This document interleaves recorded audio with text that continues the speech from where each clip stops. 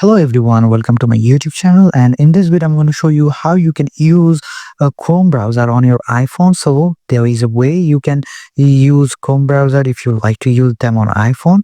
So first of all, go to the App Store here, and here on the bottom, just on the search bar, search Chrome, and this is the Chrome browser.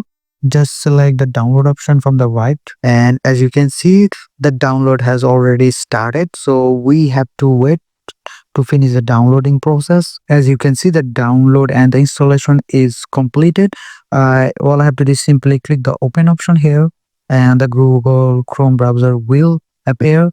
And if you have already connected a Gmail account on your Chrome browser, you can just select the continue, or you can select stay signed out, click it, select no. I'm gonna say no thanks, no thanks, and you can use the Google browser as you already know how to use it. So this is the video, and I hope this is a helpful video for you guys, and I will catch you on the next one.